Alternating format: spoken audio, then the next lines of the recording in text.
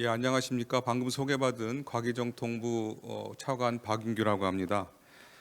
먼저 디지털 대전환과 초거대 AI를 주제로 개최되는 클라우드 2023 행사를 진심으로 축하드리겠습니다.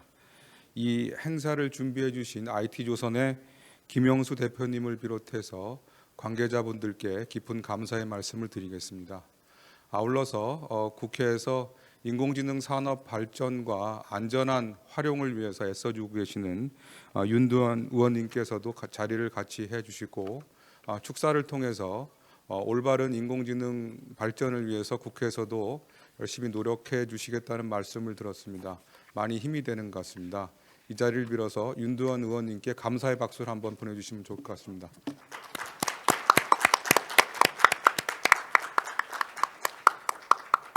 아울러서 윤두현 의원님께서 제안해 주신 인공지능 산업 발전을 위한 기본법이 조속히 통과되기를 또 희망을 하고 있습니다. 과기정통부도 열심히 노력하도록 하겠습니다. 오늘 이제 제가 말씀드릴 것은 요즘 거의 하루가 멀다 하게 새롭게 나와서 정신을 차리기가 쉽지 않은 그런 초거대 AI, 생성형 AI와 관련돼서 우리가 어떤 대응 방향을 가져갈 것이냐 하는 주제를 가지고 말씀드리겠는데, 기술적으로 보면 여기 저보다 훨씬 더 많이 하시는 전문가님들이 계셔서 말씀드리기가 좀 조심스럽긴 합니다만, 정부가 정책적인 측면에서 어떤 고민을 하고 있는지 같이 좀 논의해 보는 그런 자리가 되었으면 합니다. 사실 인공지능이 발전을 하면서 저희들이 많은 정책적인 노력을 민간과 같이 하고 있는데, 그런 큰 틀에서 봤을 때 지금 빠르게 확산되고 있는 이 초거대 생성형 AI에 대해서 우리가 어떻게 대처해야 되는지 보완하는 측면에서 좀 말씀을 드리겠다 하는 그런 말씀을 먼저 드리고, 이 변화의 속도가 다 실감하시겠지만 엄청나게 빠른 속도로 이루어지고 있고, 세계적인 저명한 분들도 크게 판이 흔들리고 있다 하는 그런 말씀을 많이 주시는데, 그런 거에 발맞춰서 대한민국이 어떻게 나아가야 될지를 고민해 보도록 하겠습니다. 오늘 말씀드릴 순서는 생략하도록 하고요. 동영상 먼저 하나 좀 보고 시작을 하겠습니다. 공개한 지 단 5일 만에 돌파한 이것, 바로 오픈 AI의 인공지능 챗GPT입니다. 챗GPT는 인간과 대화가 가능한 인공지능인데요. 그런데 AI 스피커가 나왔을 때도, 챗봇들이 나왔을 때도 조용했던 구글이 왜 챗GPT엔 예민하게 대응한 걸까요? 챗GPT 같은 경우에는 대화하듯이 이렇게 말을 계속 넣으면 사용자가 원하는 정보가 무엇인지 스코프를 계속 줄여주면서 결과적으로 원하는 정보가 이것이다 라는 것을 이제 반환을 해줄 수 있게 됩니다. 대화가 가지는 장점을 정보 검색을 할 때 굉장히 파워풀하게 이제 쓸 수 있게 된다는 것이죠. 한쪽은 대화형으로 내가 원하는 정보를 찾아주고, 한쪽은 우리가 키워드를 입력을 해서 그 나온 결과들을 그냥 그대로 쓸 수도 없고 한 번 더 필터링을 거쳐야 되는 이런 두 개의 시스템이 있다면, 당연히 사용자 입장에서는 대화 시스템을 통해서 이렇게 걸러줄 수 있는 그 시스템을 더 선호하게 되겠죠. 그렇게 되면은 이제 구글의 검색 시스템을 이 챗GPT가 대체할 수 있지 않을까. 특히 이전 모델에 비해 성능이 향상되면서 더 자연스럽고 정확한 말을 만들어낼 수 있게 됐습니다. 잘못된 질문을 하면 이의를 제기하기도 하고 실수를 인정하기도 하죠. 게다가 인간의 전유물로 여겨졌던 창작도 가능합니다. 사용자의 요구에 따라 소설뿐 아니라 노래와 시도 만들어냅니다. 진짜 인간같이 말이죠. 이러다 보니 미국 뉴욕시에선 챗GPT가 숙제를 대신해주거나 치팅에 사용되면서 교내에서 챗GPT 사용을 금지하기도 했습니다. 하지만 전문가들은 챗GPT가 바로 구글의 검색을 완벽하게 대체하긴 힘들 거라고 하는데요. 챗GPT의 개발사인 오픈AI도 그럴듯하게 들리지만 답변 내용은 부정확하다며 문제가 있다는 점을 인정했습니다. 우리나라에서 사용하기엔 아직 한국어 지원도 부족하고 학습된 지식도 2021년까지라 이상한 답변이 나올 때도 있지만, 점점 발전하며 인간과 비슷해지는 인공지능의 등장. 영화 속 인간과 공존하는 인공지능처럼 우리는 미래의 이런 인공지능을 만날 수 있을까요? 예, 이 동영상은 KBS 유튜브에서 저희가 이제 발췌를 해온 거고, 오늘 강연 목적으로만 여러분께 소개를 해드린 건데, 요걸 한 2, 3주 전에 봤을 때만 해도 굉장히 신선한 느낌이 들었는데 지금 여러분 앞에서 다시 틀어보니까 굉장히 뒤처진 듯한 느낌이 들 정도로 빨리 변화하고 있는 것 같습니다. 저희들이 시중에 가면 많은 이야기들을 하는데 이 초거대 AI와 관련돼서 초거대 챗 GPT는 바둑을 못 두고 알파고는 말을 못한다. 이제 이런 우스갯 얘기를 해서 인공지능이 갖고 있는 일종의 한계들을 이야기를 하긴 합니다만 지금 같은 속도로 빨리 발전한다면 이 두 가지도 다 함께 할 수 있는 그런 날이 멀지 않아 올 것 같은 그런 생각도 듭니다. 초거대 AI가 등장하면서 많은 분들이 우려를 하고 계십니다. 한국은 그럼 도대체 어디 있는 거냐? 저희들이 상징적으로 좀 말씀드리고 싶은 것은 이 초거대 AI 모델을 하는 나라가 전 세계에 4개가 있다고 합니다. 잘 아시는 미국과 중국이 있고 한국 말고는 이스라엘이 이런 초거대 AI 모델을 따라가고 있습니다. 나중에도 나오겠지만 저희 기업들이 발빠르게 대응을 하고 있는 추세에 있고 또 전 세계적으로 선두권 1등, 2등과 격차는 좀 많이 날 수 있지만 그래도 거의 유일하게 이러한 기술을 만들고 또 여기에서 발전의 기회를 모색하는 나라다 하는 점에 있어서는 조금 안심하셔도 좋지 않을까. 물론 더 많은 노력이 필요하겠습니다만은.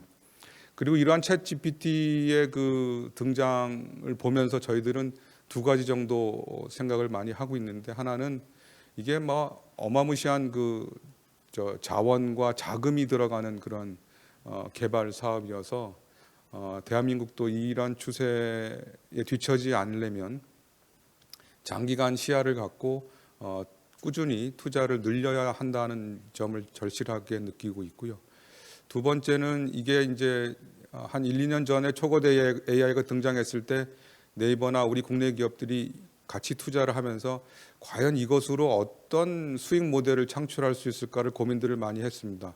1,000억 이상의 자금이 들어가는 그 개발 사업임에도 불구하고 마땅한 비즈니스 모델은 발견되지 않았는데 이번에 이제 챗 GPT를 통해서 B2C 모델, 유료화 모델이 초거대 AI에서도 나오기 시작했다라고 하는 측면에서 보면 비즈니스하는 입장에서도 이번에 큰 어떤 전기가 마련되지 않을까 그렇게 생각을 합니다. 여러분들 잘 아시겠지만 이 초거대 AI 생성형에 대해서 말씀을 간단히 좀 살펴보고 가면 이거는 사실 대화형, 그러니까 언어 모델에서 이제 시작이 된 건데 이것이 활용하다 보니까 장문뿐만 아니고 소프트웨어 코딩까지도 일정 부분 소화해낼 수 있는 그러한 기능을 발휘하고 있고 그런 대목에서 보면 지금 소프트웨어 인재 양성을 위해서 많은 코딩 교육을 정부나 민간에서 실시하고 있는데 이것도 큰 또 변화를 줘야 되는 거 아닌가 하는 그런 또 생각도 듭니다. 그래서 아까 동영상에도 보셨지만 100만 넘어가는데 아주 탁월한 다른 서비스와 달리 빠르게 그 발전을 해 나가고 있고 그리고 이러한 인공지능이 많은 각광을 받게 된 배경에는 저희들이 봤을 때 AI라는 것이 뭔가 기회를 줄 것이다, 뭔가 큰 변화를 줄 것이다라고 하는 것들을 기술적으로는 알고 있었습니다만 이것이 현실화되는 우리 삶에 바로 가까이 들어왔다는 그런 측면에서 봤을 때 효용성이 증명이 되고 있는 그런 상황이고 일부 전문가의 영역에서 이제 일반 보통 사람들의 영역으로까지 이게 일상화되고 전면화되는 그런 계기를 만들고 있다는 측면에서 강한 인상을 준 것 같습니다. 정부에서도 그동안 AI 관련되는 여러 가지 노력을 했습니다만 AI가 보다 활용되는 측면에서 대한민국이 많이 좀 뒤처지고 있다는 인식하에 올해를 AI 일상화 전면화의 첫 해로 삼고 있고 그것을 위한 지금 노력을 하고 있는데 우연히 하여튼 이 초거대 AI 등장과 궤를 같이 해서 다행스럽게 생각을 합니다. 이 초거대 AI의 성장 배경을 보면 간단히 말씀드리면 데이터의 양이 그냥 기하급수적으로 많이 늘어나서 데이터를 활용할 수 있는 그런 여건이 충분히 마련이 되어 있고 또 구글 AI 팀에서 17년도에 발표한 논문을 통해서 알고리즘이 상당히 개선돼서 과거에 뭐 CNN이나 RLN이나 이런 걸 대체하면서 그 트랜스포머라고 하는 그 알고리즘이 만들어졌고, 세 번째는 AI의 컴퓨팅 파워를 이 모델을 돌릴 수 있는 컴퓨팅 파워가 급속히 올라가고 있는데, 이 대목에서는 아마 AI 앞으로 향후 AI 반도체 쪽에 그 큰 기회 요인들이 있지 않겠느냐 하는 그런 생각을 갖고 있습니다. 이런 것이 아마 앞으로 초거대 생성형 AI의 그 생태계를 구성하는 요소가 될 것으로 저희들이 생각을 하고 있습니다. 그 중에서 한 가지 데이터 관점에서 저희들이 조금 살펴볼 대목은, 그동안 그 데이터의 부족으로 인해서 AI의 경쟁력이 떨어진다는 그 지적에 따라서 재정 사업으로 대규모 데이터 구축 사업을 해왔는데, 이 초거대 AI 모델은 그 기존에 해왔던 데이터의 구축과 학습에 조금 변화가 필요한 그런 양상입니다. 그래서 그동안은 사람이 라벨링을 통해서 데이터를 인공지능에 학습시키는 기반을 만들었는데, 그렇지 않고 지금은 이 초거대 AI는 방대한 텍스트 중심의 그 데이터를 가지고 일단 기본적으로 학습을 하고 나서 그 다음에 좀 더 파인 튜닝하는, 또 강화 학습을 하는 뭐 그러한 그 기조로 바뀌어 나가고 있기 때문에, 아마 AI 학습용 데이터 구축 사업에 정책적인 큰 좀 변화가 필요하지 않을까, 그렇게 생각을 하고 있습니다. 두 번째로, 이러한 그 초거대 AI 개발 현황을 글로벌하게 보면, 그 제가 아까 말씀드린 대로 17년도에 구글 AI 팀의 그 논문을 기점으로 해서 이 트랜스포머라고 하는 그런 어떤 알고리즘을 기반으로 하는 다양한 AI 서비스 경쟁이 일어나게 됐는데, 저희한테 첫 번째로 이제 충격을 줬던 거는 GPT-3가 발표가 되는 2020년 언저리에서 충격을 줬고, 그거에 대응하기 위해서 저희 한국의 기업들이 네이버, 카카오, KT, LG, SKT 이런 기업들이 대규모로 이 초거대 AI 시장에 뛰어들어서 개발에 착수를 했습니다.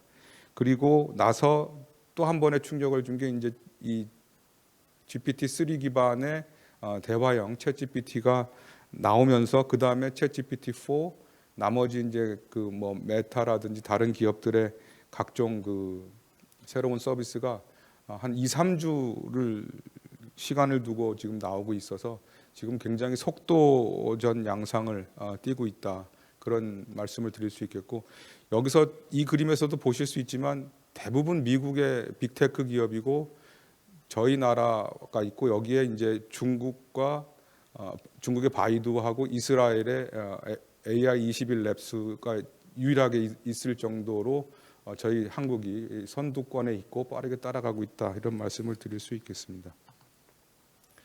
근데 이러한 그 속도전에서 조금 눈여겨볼 것은, 지금 아마존하고 애플은 이 그림에서 보이지 않습니다. 이 그림을 보면 구글과 마이크로소프트, 그다음에 메타 이런 빅테크 기업들은 있는데, 이 아마존하고 애플은 이 그림에 없습니다. 그래서 앞으로 이 두 빅테크 기업들이 과연 이 흐름에 어떤 양상을 보일지, 그것도 한번 저희가 중요하게 봐볼 대목인데, 아마존 같은 경우는 이제 클라우드 서비스가 이런 초거대 AI의 기본적인 인프라 역할을 할 수 있다고 보기 때문에 그쪽 지향점으로 가지 않겠는가 하는 생각이 들고, 애플과 관련돼서는 지금까지 크게 알려진 바는 없는 것 같습니다. 세 번째로, 저희들이 이러한 초거대 생성형 AI가 과연 산업에 어떤 영향을 미칠지를 한번 좀 살펴봐야 되는데, 이걸 통해서 우리 기업들이나 국가가 어떤 대응 방식을 취해야 되는지를 좀 살펴볼 수 있을 것 같습니다. 먼저 이제 AI나 우리 흔히 얘기하는 ICT 산업 입장에서 보면, 검색 시장이라든지 업무용 소프트웨어, 코딩, 이미지 생성 이런 분야에 획기적인 효율성을 갖고 올 것으로 저희들이 생각을 하고 있고, 이제는 이러한 그 서비스가 보조 수단이 아니고 공존하면서 같이 향상시키는 도구로 발전해 나갈 거라고 확신을 하고 있습니다.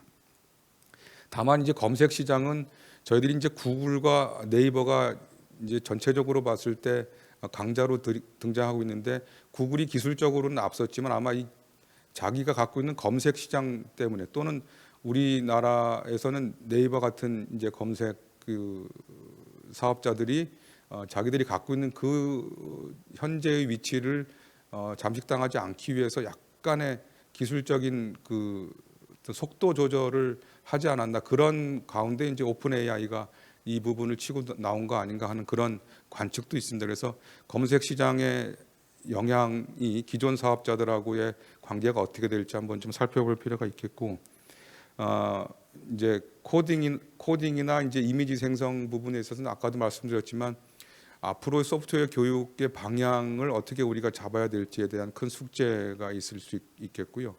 이제 이미지 생성까지 가서 이제 멀티모달로 가게 되면 이 파운데이션 모델의 특성상 양극화가 더 심해질 수 있다는 그런 우려도 있습니다. 그래서 앞으로 이 초거대 AI가 갖고 오는 양극화 문제를 정부가 어떻게 태클해야 되는지도 중요한 포인트가 될 것 같습니다.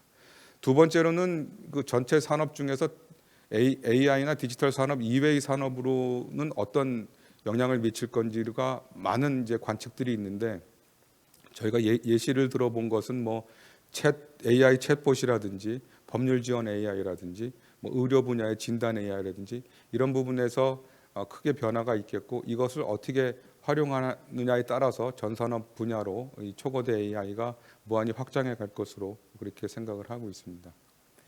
이런 산업에 미치는 영향에 대해서 두 가지 정도만 말씀을 드리면, 스탠포드의 그 사람 중심의 AI 연구소에서 최근에 내놓은 보고서를 보면 다양한 분야에 크게 영향을 미칠 수 있고, 그동안 인류가 해결하지 못하는 난제에 대해서도 크게 기여할 것으로 이제 예측을 하고 있는데, 대체적으로 의료나 법률이나 교육, 금융, 미디어 이런 부분에 영향력이 큰 것으로 판단을 하고 보고서를 발표를 하고 있습니다. 특별히 의료 관련되는 분야는 데이터를 수집하고 활용하기가 되게 어려운 분야인데, 여기에 이제 실제 환자의 데이터를 가지고 합성 환자를 만들어서 활용하게 되면 그동안에 하지 못했던 여러 가지 난제들을 해결할 수 있다, 이제 이런 이야기들을 하고 있어서 이런 부분들도 잘 참고해야 될 필요가 있을 것 같고요. 특별히 이 스탠포드의 그 휴먼 센터드 AI 연구소에서는 현재 초거대 AI를 통해서 싱귤레리티, 그러니까 특이점이라는 얘기는 하진 않지만 그 인플렉션 포인트, 변곡점에는 와 있는 것 같다라는 이야기들을 하고 있어서 저희들이 또 주의 있게 봐야 될 것 같고요. 오랫동안 등장하지 않았던 빌 게이츠 씨도 이 대목에서는 등장해서 이제 이야기를 하고 있는데, 물론 본인이 이제 비즈니스를 했던 마이크로소프트와 관련된 측면에서 이야기를 하는 거라고 볼 수도 있지만, 전체적으로 보면 자기 인생에서 가장 혁명적인 두 가지 기술을 들라고 하면 윈도우에 활용됐던 그래픽 유저 인터페이스하고 오픈 AI 팀의 인공지능이다, 이제 이렇게 이야기를 하고 있고, 이 인공지능은 사람들이 일하고 배우고 치료하고 소통하는 방식을 바꾸고 산업이 초거대 AI를 지향하게끔 방향을 선회하게 하고, 중요한 건 이 대목인 것 같습니다. AI를 얼마나 활용하는지에 따라서 비즈니스의 탁월성이 결정될 것이다, 이렇게 이야기를 하고 있어서 지금 이 IT 업계 그루라고 볼 수 있는 빌 게이츠도 다시 소환돼서 이 초거대 AI의 중요성에 대해서 이야기를 하고 있습니다. 다만 이제 언론에서도 많이 지적을 하고 있지만 이 초거대 AI가 아직은 정확도의 오류라든지 저작권 이슈라든지 이런 이슈들이 아직 남아 있어서 이걸 활용할 때 사람들의 리터러시, 그러니까 이것을 이해하고 확인하고 정확히 쓸 수 있는 사람들의 능력이 중요하고, 그런 쪽으로 교육이 맞춰져야 된다는 그런 주장들이 설득력을 갖고 있습니다. 특별히 아까도 말씀드린 승자 독식에 대한 우려가 많이 있는데, 이 부분도 이 모델 자체가 그런 성향을 갖고 있는데 기술적으로 이런 승자 독식의 우려를 저하시킬 수 있는 방법들도 함께 고민해야 되고, 나아가서는 이런 초거대 AI 생성형 모델을 우리 사회가 어떻게 수용할 수 있는지에 대한 사회적 논의도 긴급히 필요하다고 생각을 하고 있습니다. 우리나라 현황 간단히 보면, 이제 저희들이 이제 대응 방향을 만들 때 이제 산업 그 기반을 먼저 보게 되면 데이터도 그동안 이제 많은 양을 구축을 해서 공개적으로 활용을 하고 있고 기술력도 미국이나 중국에 비해서 좀 떨어지긴 합니다만 많은 급격히 쫓아가고 있는 추세에 있고 특별히 제프리 힌튼께서 대통령의 AI 석학과에 대해서도 주장을 하셨지만 앞으로 AI는 하드웨어 기술과의 결합에 의해서 급속히 발전할 수 있다는 그런 말씀 주셨는데 저희가 그 늦지 않게 AI 데이터 처리의 효율성을 높이면서도 저전력화할 수 있는 AI 반도체도 꾸준히 출시되고 있어서 기반은 어느 정도 저희가 갖춰져 있다고 생각을 하고 있습니다. 기업들도 아까 말씀드린 대로 초거대 AI 모델을 직접 개발하는 기업들이 5개 있고 그 앞뒤로 클라우드하고 AI 이 초거대 모델을 가지고 전문 영역으로 나아가는 그러한 기업들도 많이 저희들이 보유를 하고 있습니다. 그래서 앞으로의 정책 방향에 대해서 말씀을 드리면 초거대 AI 모델을 기점으로 해서 그 여기 가운데 있는 초거대 AI 모델 요거를 기점으로 해서 전 후방으로 우리의 생태계를 조금 더 활성화하면서 나갈 수 있는 그런 방향들을 모색을 해야 되는데 하나는 이 플랫폼 자체가 그 경쟁력을 가질 수 있도록 노력하는 일이 있겠습니다. 이것은 아마 한국어를 중심으로 비영어권으로 나아가는 한국어를 중심으로 하는 그러한 일들이 되겠고 아까 말씀드린 대로 산업 생태계는 클라우드의 AI 반도체를 기본으로 해서 경쟁력을 쌓아 나가는 거고 저희가 바라건대는 이 초거대 AI를 기반으로 하는 많은 전문 영역에 오늘 이제 같이 자리를 했지만 리튼 테크놀로지 같은 그런 기업들이 많이 양성이 되고 해외로 진출해서 경쟁력을 갖도록 하는 이런 것이 필요한 시점이 되지 않나 이렇게 생각을 합니다.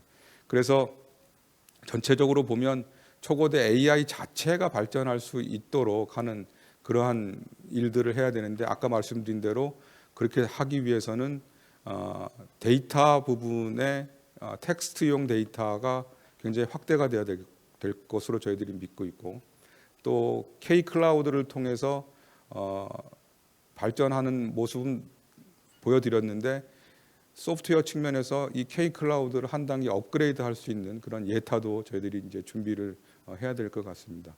아울러서 지금 초거대 AI가 갖고 오는 이런 큰 변화를 대한민국이 조금 더 앞서서 준비하고 선도할 수 있도록 R&D 측면에서도 앞으로 초거대 AI를 넘어가서 인간과 유사한 그런 어떤 그 AI라든지 하는 그런 부분으로 발전해 나갈 것으로 보고 있는데 그러한 부분에 R&D도 신속히 저희들이 마련해야 될 것 같고요. 두 번째 이제 초거대 AI 산업 생태계 측면에서는 우리가 경쟁력을 갖고 있을 만한 분야, 예를 들어서 의료라든지 뭐 이런 분야의 전문적인 그런 서비스 사업자들이 나올 수 있도록 그렇게 노력을 해 나가야 될 것 같습니다. 법제도 측면에서는 여러 가지 저작권법 문제라든지 개인정보법 문제가 있지만 그런 부분들이 차츰차츰 해결해 나가야 될 것으로 저희들이 생각을 하고 있고 이러한 그 세 가지 측면에서 그러니까 초거대 AI 산업의 육성, 그 다음에 생태계, 법제도 이런 세 가지 큰 틀을 가지고 다음 주쯤에 정부의 공식적인 정책 과제들을 발표해 나가도록 하겠습니다. 발표를 마치면서 그 이제 AI를 우리가 어떻게 이해하고 봐야 되는지에 대한 여러 가지 담론들이 있을 수 있는데